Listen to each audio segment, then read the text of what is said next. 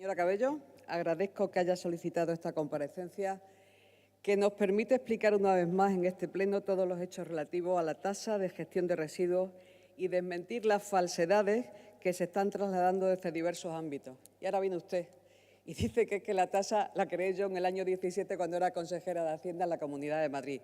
Mire, señora Cabello, que yo sepa, en este país las leyes se aprueban en el Consejo de Ministros y se aprueban en el Parlamento de la Nación, con lo cual deje usted de decir cosas que no se ajustan a la verdad. Nuestra política fiscal ha sido meridiana desde el año 19. Hemos ido sucesivamente abordando rebajas de los impuestos de tal forma que se cumplieran una a una las cosas a las que nos habíamos comprometido. De tal forma que hoy los madrileños pagan 253 millones de euros menos que si no hubiéramos hecho esas bajadas al año. Y llevamos un ahorro acumulado de 1.280 millones de euros. Oiga, la tasa de basura. La tasa de basura no necesitábamos esta ley nosotros para ponerla, ¿eh?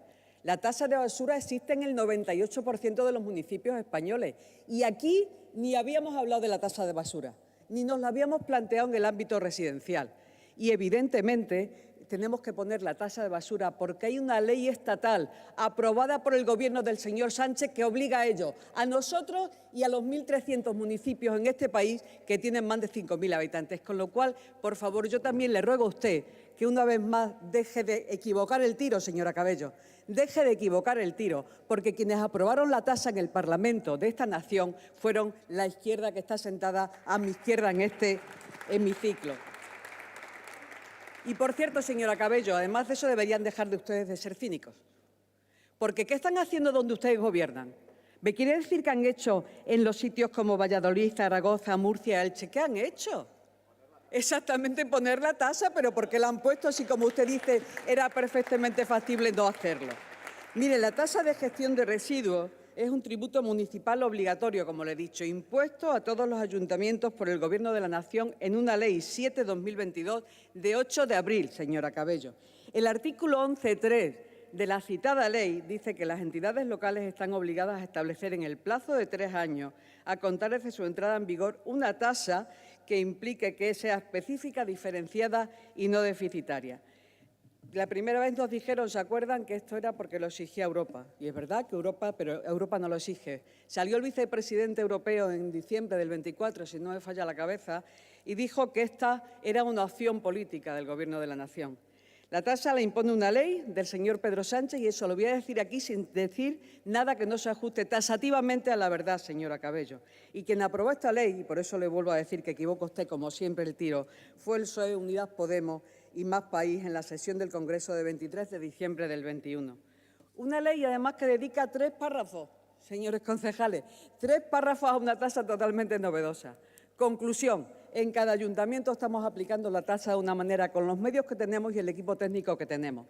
Se hizo un grupo de trabajo a través de la FEN con el Ministerio de Hacienda, en el cual se dijo cómo podríamos poner unos elementos esenciales o definirlos de tal forma que le pudiéramos dar homogeneidad a los ayuntamientos con esta tasa. ¿Sabe lo que pasó? Lo que pasa siempre, que los ayuntamientos somos la hermana pequeña, que los ayuntamientos somos los grandes olvidados del Gobierno del señor Pedro Sánchez en este país. Esos somos los ayuntamientos. El Partido Popular, usted lo ningunea, pero lo cierto es que en el mes de noviembre presentamos una proposición no de ley, que usted minusvalora, en el Congreso de los Diputados, para eliminar la obligatoriedad de la tasa. Fue desestimada, ustedes votaron a favor, por cierto. Además, en el Gobierno municipal, de verdad, en el seno de la FEN hemos hablado hoy mucho de esto y todos los ayuntamientos, independientemente del signo político, están de acuerdo con lo que yo le estoy diciendo en relación a la tasa. Oiga, ¿y cómo diseñábamos la tasa? Porque teníamos que hacerlo. Lo primero, tomamos la decisión de que entraba en vigor en el último año que pudiera. Lo segundo, que íbamos a meter los costes que fueran obligatorios, pero los menos necesarios. Y lo tercero, evidentemente, que íbamos a poner técnicamente los mayores esfuerzos, porque, como le he dicho, creo que desde la responsabilidad hay que cumplir la ley. ¿Cómo hemos diseñado la tasa?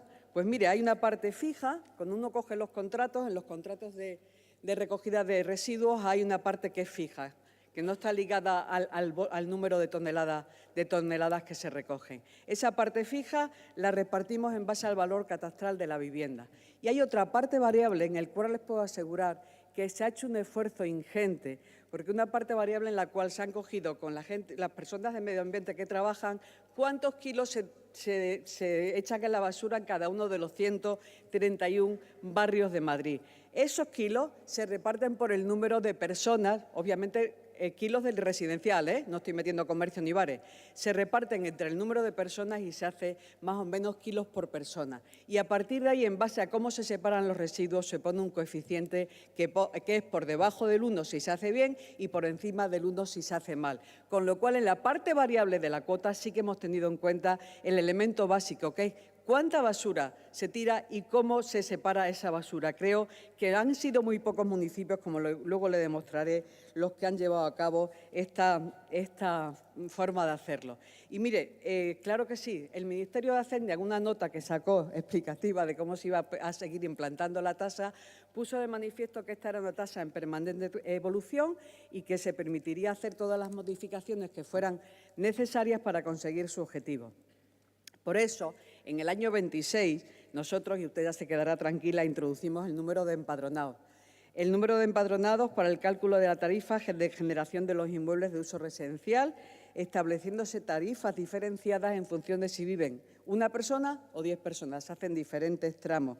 Había que vincular, ¿por qué no lo hicimos antes? Se podrán preguntar, ¿por qué no se hizo antes? Pues porque tenemos una base de datos de 1.700.000 inmuebles con una base de datos totalmente distinta, que eran las referencias catastrales del padrón, con 3,5 millones de euros. Perdón, 3,5 millones de personas. La primera vez que hacemos el cruce vemos la cantidad de discrepancias que hay en esas bases de datos y hemos tenido que hacer un trabajo informático ímprobo, que yo sé que esto no se valora, para que esas bases de datos pudieran cruzarse, pudieran hablarse y no dieran un índice de errores que condujese a que generásemos muchísima incertidumbre. Han sido 2 años de trabajo y este año introducimos la base de datos del padrón que hace que la tasa sea mucho más, bueno, pues por lo menos coherente y solvente desde el punto de vista jurídico. ¿Y cómo hemos empadronado el número de personas que viven a los residuos? Pues mira, hay un trabajo que hace el INE que lleva 20 años haciéndolo, en el cual dice cómo son el consumo y, por tanto, la generación de residuos que se van haciendo en función del número de personas que viven en una casa. Creo que es un trabajo solvente y que nos ha servido, como digo, para tomar desde el rigor lo que queremos hacer. Yo creo que usted también decía que los garajes de uso residencial que aparecen registrados, pues mire, sí, en el catastro aparecen registrados como industrial, con lo cual este año han pagado. ¿Sabe lo que hemos hecho? Que ya lo hemos modificado en la ordenanza que viene, de tal forma que con declaración responsable pueden dejar de pagar, siempre con el efecto de comprobación, evidentemente, por parte de la Administración pública. Como le digo, se mantienen todas las reducciones que habíamos puesto, reducciones por familia numerosa y reducciones por ser perceptor de ingreso mínimo vital, y creo que hemos configurado una tasa que, con las limitaciones que tenemos, limitaciones que han sido básicamente ausencia de normativa, ausencia de un eje claro donde se pintase perfectamente la tasa, creo que estamos acercándonos a los objetivos que se intentan conseguir con la misma. Podrán acogerse los ciudadanos al pago a la carta con un límite de 15 euros en el ahorro y, como le decía antes, señora Cabello, yo creo que hay que ser coherente gobernando. Y lo que usted no puede venir aquí hoy es a decirme a mí una cosa que aprobamos en un Consejo de Gobierno, sería una memoria, no me acuerdo de esa memoria, en la cual en ese momento concreto se pensaba eso, y decir que eso es lo que hace de base a una ley en este país. Usted realmente no, como le digo siempre equivocan el tiro, señores de Vox. Siempre van con quien no tienen que ir y siempre se unen con la izquierda para hacer una pinza, ¿sabe? Aquí en el Partido Popular. Muchas gracias. Muchas gracias.